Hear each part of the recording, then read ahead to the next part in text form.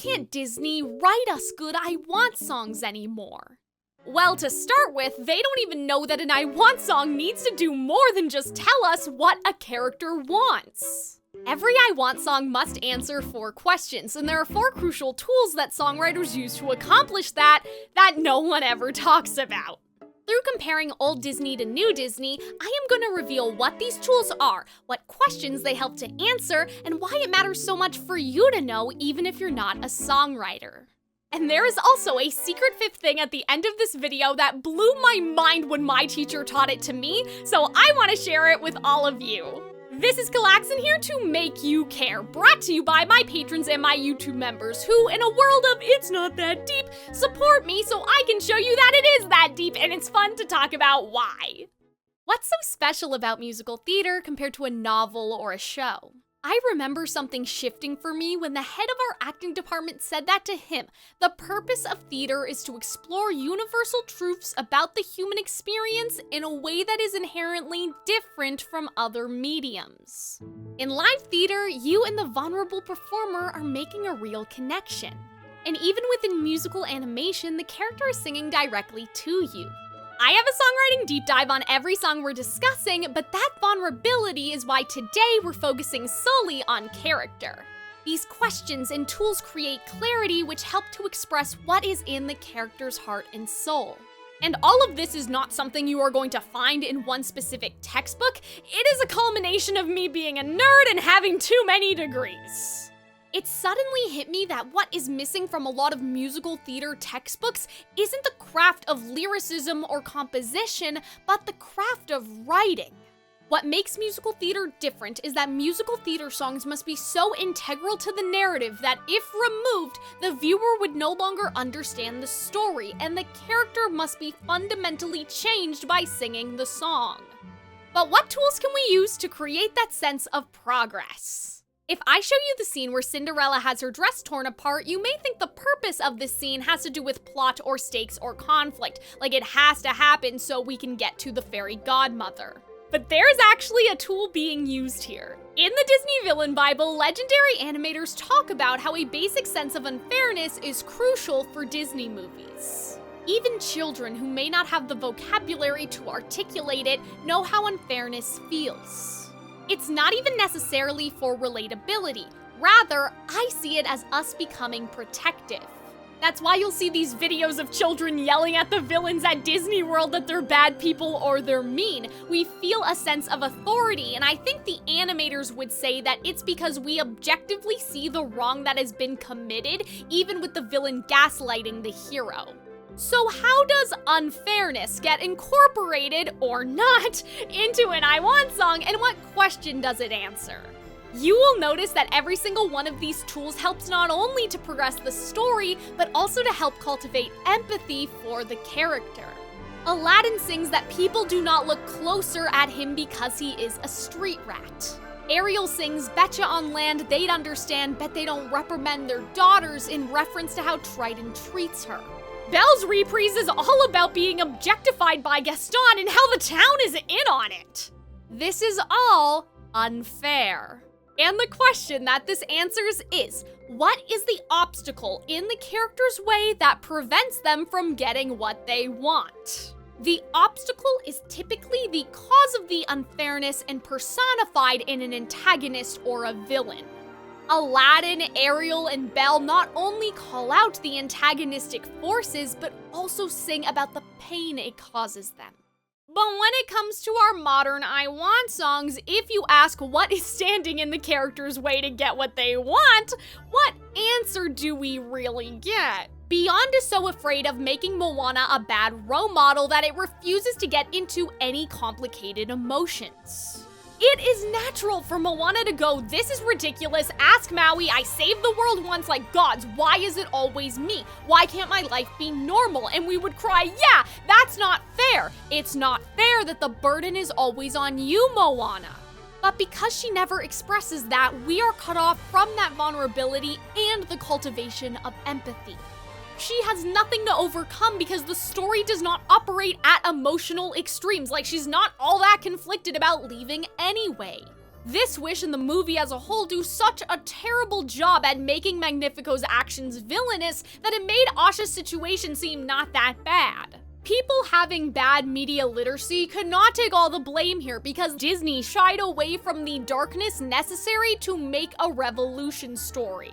Another key fundamental from the villain Bible is having great light and great darkness. We want to watch someone be more heroic than we will get to be in our entire lifetimes, but Asha can't rise to that occasion because Magnifico is barely a threat. In my deep dive videos, my rewrite was Asha finding out that Magnifico crushes the wishes to grant wishes, and this causes memory loss or even health problems like a broken heart leads to death. They relied on tropes and fairy tale archetypes to get us to root against Magnifico instead of showing the harm that he is causing. If Asha was horrified that Magnifico was sacrificing wishes he saw as lesser to grant wishes that he thought were more important, we would go, yeah, you're right, Asha. What makes someone's dreams more valuable than another person's? That's not fair. In a similar way, waiting on a wish falters during verse 3, where Snow White does not explicitly call out the queen's tyranny. I had to fix this in my rewrite because singing that there is a shadow over the kingdom is way too vague. It reads as, times are just hard, not that times are hard because of the queen's unfairness. When Snow White sings about being trapped, we do get a little "that's not fair" for free, but that is something that generously came from the animated movie, not the live action one. And Snow White being trapped is set up for a different plotline, not the plotline of overthrowing the queen. To earn that, Snow White needed to convey her cruelty in this song.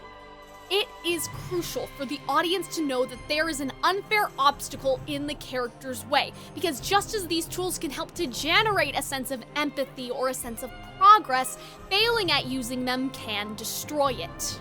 If the stakes aren't high enough and the darkness is not great enough, we may feel like the situation is not that bad or the character is overreacting. Or worse, we realize that it is that bad, but the character never talks about it. It's like this elephant in the room that they cannot acknowledge. And when the song points to having a revelation about that thing, but then doesn't pay off, we are left unsatisfied and like the song just wasted our time.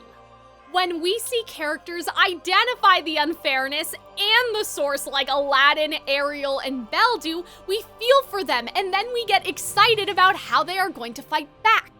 And this leads us into our second tool. This is something I never realized before, but once I did, I started to see it everywhere.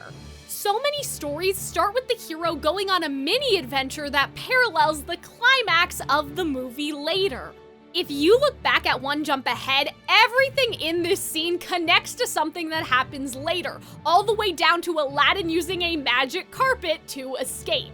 I stole some of this from Brandon Sanderson, combining his lectures with my textbooks and the Disney storytelling secrets and the musical theater songwriting sensibilities. But this trick conveys competence.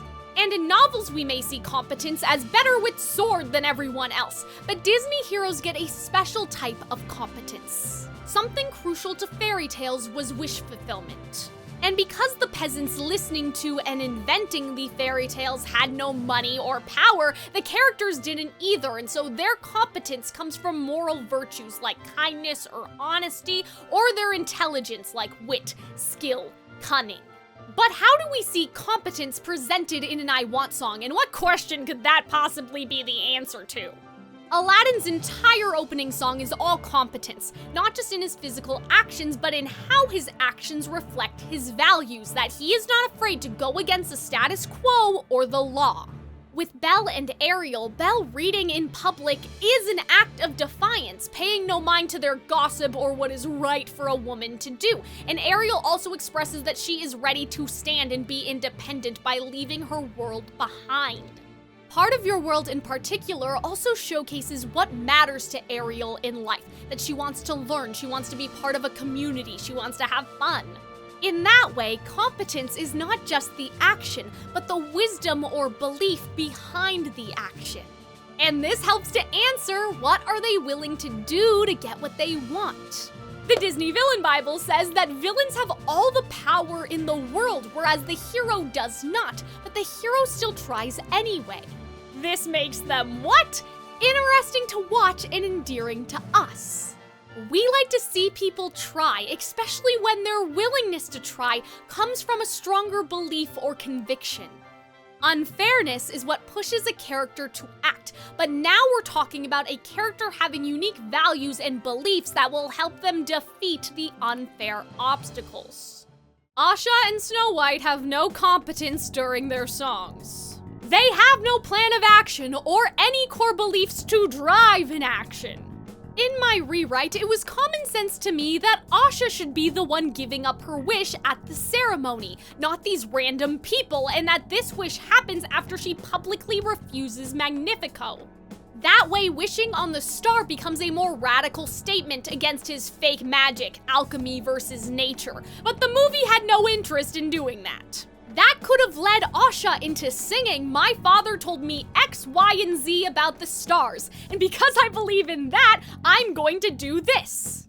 For Snow White, I had to rewrite this too because Snow White's singing about confronting the queen and the values her father taught her is common sense for statement making, for an action. What's baffling to me is that we don't even get a sprinkling of "I need to give my stepmom a stern talking to" in her song, despite the fact that there is literally a scene where she does just that. Why? Did Pasek and Paul not know about it?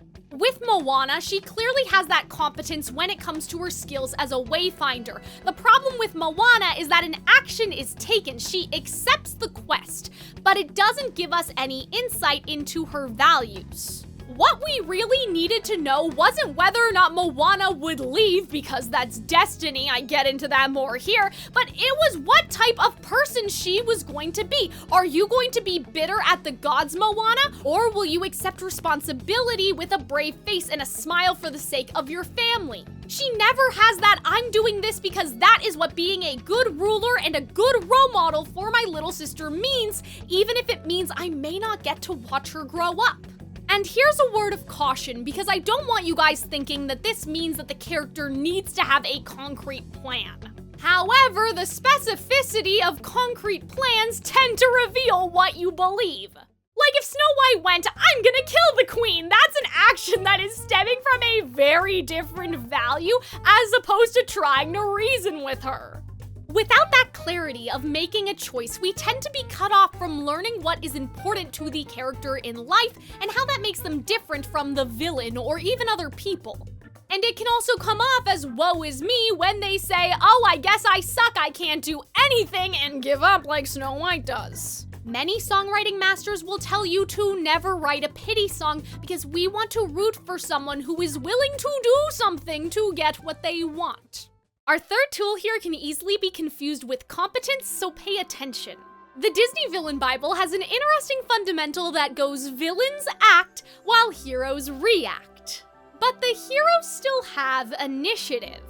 How this works scene by scene is that Belle realizes her father is missing. She is reacting to the antagonistic force of the wolves. But Belle does not go, "Oh, Gaston, it's so terrible, please help me." She chooses to go herself.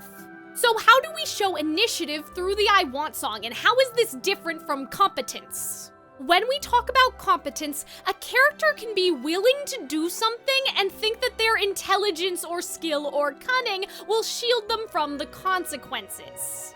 But to me, initiative is knowing the danger and choosing to do it anyway because it's that important to you. Ariel sings "What would I give? What would I pay?" and ultimately makes that deal with Ursula. Belle sings "I want much more than this provincial life. I want adventure in that great wide somewhere." And to me, this implies that she would have left home even if her father had returned. She probably would have gone with him to the next Inventors Fair. Like, she has that energy about her of, "I need to meet people who are not like the same 100 people that I already know." Now, Aladdin is unique because he already made a sacrifice before the story even started. The ensemble alludes to the fact that he has such a bad reputation right now and no prospects that he wouldn't be able to find love or get any sort of stability. Aladdin's arc is about how he sacrifices the only thing he had left, his character. He lies to Jasmine, he almost breaks his promise with the genie, he pretends to be someone he's not. The last question was what will they do to get what they want, but initiative is how we answer what must they sacrifice in order to have what they want. This is a major area where Moana, Asha, and Snow White all fail. Moana is sacrificing a normal life. Earlier in the story, they talk about how this journey could take like 80 years, their whole lifetime, but the narrative never explores this and she never conveys she'd pay anything to avoid leaving her family either. Asha does not express a willingness to sacrifice anything. I mean, even Esmeralda makes a sacrifice. She chooses a prayer for her people over a prayer asking for anything for herself. Since Wish was obviously trying to rip off Wicked, it would have been helpful if Magnifico had his little Jeff Goldblum moment where he was like, I'll give you everything you want, I will grant your grandfather's wish, just don't tell anyone. And Asha rejecting that because of her morals would have been a sacrifice. Snow White also does not entertain any idea of sacrifice, and what's quite shocking is that I have now been told that Snow White thinks her father is out there alive somewhere. It seems like common fucking sense for Snow White to go, Father, I'd give anything to have you here with me in the bridge. And then the song could have ended more heroically, like, I can't wait for my father. I need to rise up and be the hero he would have wanted me to be, no matter what it costs me. But silly me, Disney doesn't let you into the building without leaving your common sense at the door. Think about how passive and stupid it would be if Belle didn't choose to trade places with her father, or Ariel didn't choose to sign the contract with Ursula but was under hypnosis instead. Imagine Ariel whining like, oh, my father won't turn me into a human, he's so terrible. That would come off as really spoiled. It's the fact that she's willing to sacrifice something on her own, independently, that makes her the underdog. Characters who are willing to sacrifice something cultivate a sense of empathy and progress. And we won't feel blindsided by the decisions that they make because in smaller scenes, we have seen them take initiative before. But without agency, characters do not cause things to happen, things just happen to them. And it feels especially unearned in situations like when Asha's vague wish is answered and the writers need to look at the audience and be like, oh no, Asha isn't selfish. When we could have just conveyed that if you had her do something selfless earlier. Once you understand the mechanics behind unfairness, competence, and agency, it is pretty simple to put them into your story. And it can help with our next tool, which is likability, but don't be fooled into thinking it guarantees it. Now, this may ruin the magic for a lot of you that like team-based stories with trios, or maybe there's like a gang of thieves or something like that, but I need to tell you, the hero is usually likable and has a lot of initiative, but not a lot of competence at the very beginning of the story. One of the friends is always a total asshole, but highly intelligent, and so we let it go because they progress the narrative in other ways. Even if they're a dick about it, they are still giving the viewer interesting information that could be world building or exposition. And then you'll have a character who is passive, but they are likable because they are funny or sweet, like the comic relief. If you think about this like stat points in a video game, usually in a group story, there is no character that is like at an even level of unfairness, competence, initiative, and likability. They will be high in one thing and then low in another thing, which justifies how the group dynamic works. If it's a trio, they have 3 shots to hook you, but only need you to get invested in one character for you to keep watching. But because Disney only has 1 shot, the leads are well-rounded enough to avoid alienating the audience. You will start to notice, though, where Disney was afraid of alienation and therefore implemented Save the Cat. That's why Aladdin gives up his bread to the orphans, so you can see that he's not a self-serving asshole. Now, when it comes to likability, other than just being a good person, you can have characters be funny or excitable or have other characters like them. But how exactly does this manifest in an I Want song? Disney's Villain Bible says that warmth is the hallmark of Disney films. Warmth and personality in relationships, in story construction. And music is that little bit of warmth that we can carry with us after the movie is over and we can listen to it every day. I see likability intrinsically linked with vulnerability and warmth. When Ariel sings excitedly about all the things that she would do on land, that is a warm, infectious joy, but it also goes deeper than that. I read once that you should ask other people for help or advice if you want them to like you. And I remember thinking, like, isn't that kind of backwards? Shouldn't we offer help to people if we want them to like us? But asking for a favor makes other people feel needed, valued, respected, and trusted by you, which furthers the bond with you more. The I Want song is a character pouring their heart and soul out to us, sharing the most intimate part of themselves that other characters may not even know about, while also working through a problem. And this makes us feel entrusted with a secret. And I know what you're thinking, most of us are not yelling out the answers like this is Dora or something, but trust me, I have seen adults do it in a live theater setting because live theater only strengthens the psychological effect. But because the conversation between the character and their other self is progressing, and we have a lot of the same questions that the other self is asking, it feels conversational.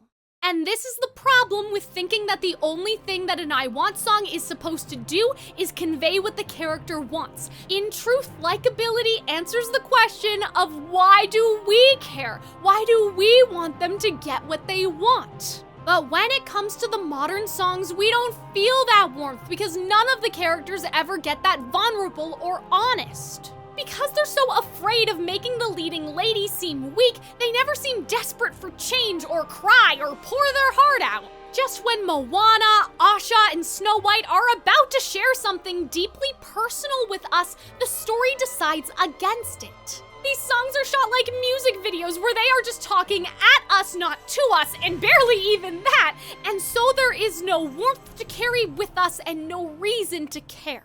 But if you got this far, I'm going to assume that you do care, and as a thank you for caring, I am going to reveal the 5th secret thing now. I do want to thank the patrons and the YouTube membership members first, though, because without them, I wouldn't be able to do any of this. And if at any point you thought to yourself, wow, I can't believe I'm getting this all for free, this seems like something that you would have to pay for. You can pay me by becoming a patron or a YouTube member. You could also send a super thanks or a tip, but between you and me, it is much more value for your money if you become a patron or a YouTube member, because then you get rewards like early access and the ability to influence what I make next. But now let's get back to the 5th secret tool. Think about everything so far. Does anything seem missing here? Now, obviously, because the video is still going, you may be like, yes, but if immediately it is not clear, like if this looks pretty complete to you, that's okay. But that's also one of the pitfalls that songwriters fall into, thinking that this is all you have to do. But let me ask you this. Does Ariel just want to go to the human world? Does Belle just want adventure in the great wide somewhere? That is a goal, not a motivation. Now, I have to give credit to my favorite teacher ever, Dahlia Katz, because she pulled this from different philosophies on acting, from stuff that her teachers taught her. But in terms of this exact system that I am going to show you guys, she invented this. And let me know if you want a video just about this pyramid, but today what we are asking is the difference between an objective and a super objective. And I am being so serious, you guys, this changed my life. Like from an acting perspective, in a writing perspective, this is the most valuable thing I learned in all of my years of school. Not just theater school, all of them. Okay, so an objective is something like Ariel wants to go to the human world. But the super objective is what helps us answer the 5th secret question. What does the character need? Aladdin says if only they'd look closer. He wants to be seen, he wants to be known, he wants to be understood and belong somewhere. Ariel wants that same thing. Betcha on land they'd understand. Belle sings, and for once it might be grand to have someone understand. Especially with Ariel and Belle. People in bad faith say, oh, you know, they wanted adventure, but then it ended up being all about the man. I would argue that first of all, they did get their adventure bestie, but second of all, their super objective was always wanting to find someone who understood them and accepted them for who they are. Eric and the Beast do that. In my experience, 99% of the time when people feel like something is out of character, they wouldn't fucking say that syndrome, it is because something has gone wrong with this pyramid and the writer has not adequately justified it. So what is the super objective for Asha based on this wish? I literally have no idea. Even for Snow White and Moana, it's dubious at best, and I think that this is because writers mistake wanting to save the world as a motivation when that is a goal. I feel like recently that Disney is afraid of their characters being perceived as selfish, and so they just go, oh, well, it's because they're nice. But there is a reason why altruism is still being studied philosophically and scientifically. It's complicated. And for the sake of writing a compelling story, the character must need that thing like they need food or water. It inherently means it is essential to their own well-being, not the well-being of other people. Scene-to-scene objectives create fulfillment for the character's super objective. And conflict can negatively impact the progress bar of the character toward their super objective. The super objective being in jeopardy is at the core of every argument scene. Think about the first time that Ariel and Triton argue. It's not, but father, make me human, it's if you would just listen. The super objective of being understood is under attack. It is not what the character wants, but what the character needs that is going to be the driving force throughout the entire story. So when you make a character that doesn't need anything because they're just so selfless and good ooh-woo, it will be impossible to write a good I Want song. Because you can't make a good I Want song if you don't have an interesting character. But what does it look like to discover the answers to these questions while working on a song? What do you do if you're in the middle of the process and you realize that what your character is singing about is all wrong and you fucked up? To see all the drafts and demos that it takes and the songwriters putting their work under scrutiny by asking themselves these questions, check out my video about the evolution of Rapunzel's I Want song. Now, of course, you could also check out all these song analysis deep dive videos, but I don't want to give you decision fatigue, and the Rapunzel video needs more love anyway. And it's so special because we hardly ever get so much behind the scenes info. We don't usually get to see so many demos and drafts, and so I hope that you guys will appreciate it. This has been Calxiyn caring way too much, and I hope now you care too.